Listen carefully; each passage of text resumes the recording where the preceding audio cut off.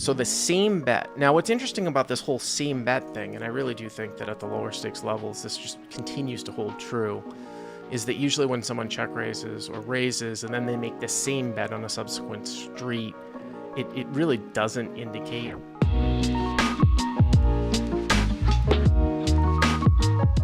All right, so 1-3 Baltimore. Yes. Baltimore 1-3 no limit. Okay. It's $900 effective. Okay. I'm on the button with Ace of Diamonds, King of Hearts.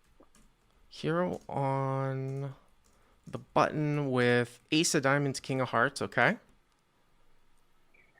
There's one limper in early position. Okay. And there's a villain who raises on cutoff to $15. So EP limp, cut off to 15. Okay. Mm-hmm. And I 3-bet to 45. Okay. I think I can go bigger here. I think I can go 55 or 60. Well, I mean, you are rather deep. Small. I was going to say, you are rather deep. I always wonder about the raise size, the open raise size in these games. 15 over the top of one limp actually kind of seems small. What are usually people straight open to? Like, if there was no limpers, I imagine the normal raise size is to 15? Well, yes, but Villain was raising to 10. That was his open raise. To so 10? It's fine okay. that he raised to 15. Yeah. Yeah. It doesn't necessarily mean that he's weak. Okay. But I thought so too. That he could have raised to 20. He made it 15. Okay. And I 3-bet. Yeah, I would. And I mean, you could go a little bit larger because the limper too, maybe to 50 or 55, and you're also deep too. Yeah. Villain here, he is a 2-5 pro, allegedly. That's what the dealer told me. Okay. Yeah. The dealer told me, like, don't even battle with this guy. You're never going to win, something like that. So, well. This is the guy that opened to the cutoff, right? Yes. Okay. Yes. So, limper calls. Okay. And cutoff makes this face that he can 3-bet, but he doesn't want to fold. It's like he reluctantly called. So we get the good old limp call, the limp cold call of a 3-bet. Guy limps in, you make it 45, he limp calls, cutoff calls. Okay, that's great. That guy he was just calling to see the flop. Basically, he would call to $60 with a suited ace with any pair. Yeah, I mean, you see a lot of this at 1-3. You know what I mean? These guys mostly going to be recreational. Yeah. They're not there to fold. Okay, so let's go to the flop. Yeah. Flop is King 10-3 Rainbow. King 10-3 Rainbow. Okay. So pot is like 139. Mm-hmm. And they check to me, and I bet $65. So checks to hero. Bet $65, which is kind of a half pot size sort of bet. Now the theory goes that when it's multi-way, you can size down because people multi-way responsibility. I have no problem at this level breaking that and just going for sheer value, just more value. I mean, really, you have a king, so there's less combos of king 10. Mm-hmm. The cutoff could have 10-10. Somebody could have 3-3, but you're going to be called all, 10x, king x, whatever. Mm-hmm. So I'm fine with that. I might even go a little bit on the larger side, actually. Yeah, I was thinking that too. 70, 75. Yeah. And so the limper folds, and Villain almost snap raises me to 200. He didn't think about it much. So the cutoff raises to 200. Mm-hmm. Okay. Yeah. So at this point, I was a little confused by this action because the flop is pretty dry, right? And would he really raise pocket 10s and pocket 3s there? Well, you wouldn't think so. I mean, you wouldn't really think so. People are saying you don't have to go as large, but just trying to get the most value as possible because, again, I think what people don't understand is that when you plug this stuff in to whatever computer tools that you're using, the computer is not going to have king 6 suited in the limper's range, which it probably is in the limper's range. That's sort of the difference here. Now, what was interesting is when you emailed me this hand in, I sort of wanted to go in the direction of how much can you overfold sort of at the low stakes in spots like this and then sort of moving to the turn, because a whole lot of people usually aren't going to be sort of bluffing you in a 3-bet pot. Also, too, this is a traditional board that hits you as the 3-better. It's not like if the board came out like 10-4 deuce, 9 deuce 3, someone's like raising with pocket 8s to find out where they're at, king 10. I mean, you're going to have aces and ace king here. With that being said, and I don't know if you find this as a female player, I do find I always treated female players as sort of, I would say, kind of normal player. I mean, here's the thing. Like, I think the stereotype is that female players can be a little bit weak tight. And then I've actually met a fair amount of female players that will sort of have a chip on their shoulder where they'll always feel like they're trying to get bluffed out of the hand. So you can sort of take this a number of different ways. Like, would this guy try to really bluff you because you're a woman off the hand? Or is he really strong because this board, hits you? I mean, if he's a capable 2-5 player, like the dealer says, we'll see here in a second, I think it's just too weak to fold out now. But I don't know what your take was with this guy, if you guys had played, together before. We only played for about 1 hour.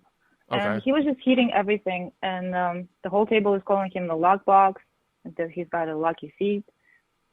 He had like 4 sets. And even when everybody folded, he said he had another set.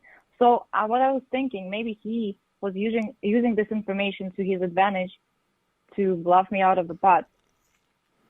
I mean, that could be. Like I said, I just don't think that this would be a traditional board where someone would come after a 3-better. Obviously, it sounds like you're going to call Harris, continue, right? Yeah. Okay. Yeah, I called.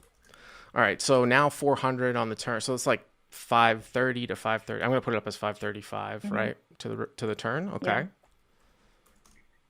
The turn is 9 of diamonds, so there's a backdoor coming in. Do you remember? Diamonds. Do you happen to remember the distribution on the flop? Because that will, I mean, it probably not going to make that much of a difference here in a check raise spot. But sometimes I'm pretty sure that the king was a diamond. Okay, well, I mean that makes a little bit. I mean, so I'm gonna just put this as king of diamonds, 10 of spades, 3 of hearts. Turn here is a 9 of diamonds. That's not really the best card in the world for you, obviously, because queen jack might be one of a semi-bluffing type of hand, right? Queen jack being open-ended. Yeah. Yeah. Yes. Okay. So the villain bets $200. Just 200. Yes. So the same bet. Now, what's interesting about this whole same bet thing, and I really do think that at the lower stakes levels, this just continues to hold true, is that usually when someone check raises or raises and then they make the same bet on a subsequent street, it really doesn't indicate a whole lot of strength. Like if you had aces or ace king here, I'd be very, very comfortable with my hand with the same bet. Now, if the guy knows what's going on, though, he also can know that he can just bet 200 here. The pot, if you call, the pot will be 935, and you guys only have like 500 left. So this easily sets up a half pot shove. So I don't know how much we can take credence into sort of the same bet type of tell that I like to use here in this spot. But again, I would say that if you didn't necessarily know that history and you're a sort of total unknown and you were playing against somebody at 1-3 who check raised you in a 3-bet pot and you held ace king and then followed up with a turn bet that was hefty. The other thing too is that sometimes at these levels you want to look at the absolute bet size, not necessarily the percentage of pot, because at the lower levels it really is all about the actual bet size. Like say, older guy check raises you on flop, follows up with like a $300 bet here on the turn, I might start to fold out. I might seriously just start to fold out right now. Here it's probably pretty close. If you call, like I said, the pot will be 935. It looks like you'll have about 450 or so, or maybe 450 or so left. So you'll have about a half pot size bet, and, you can see a fair amount of rivers.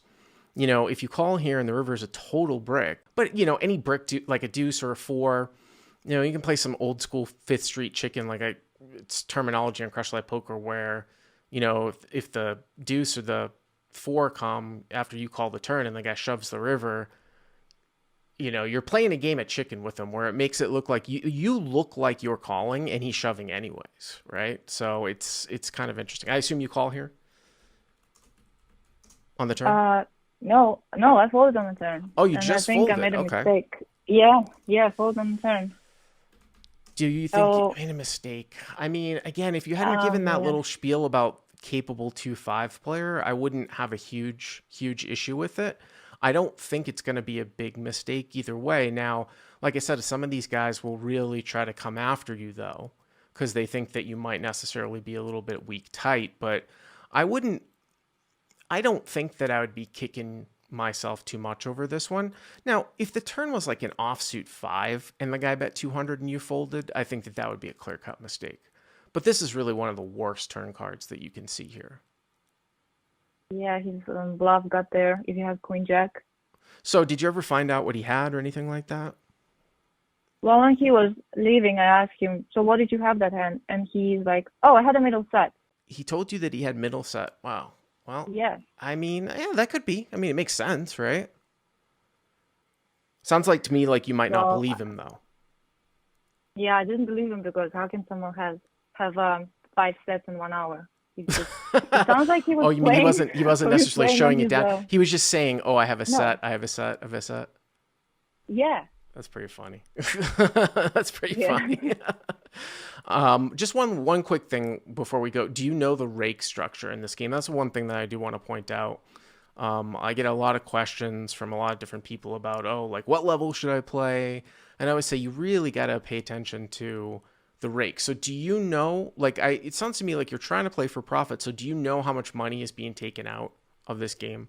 Eight $8 max $8 rate. max. So 10%, $8 Yeah. max. Yes. So Yeah.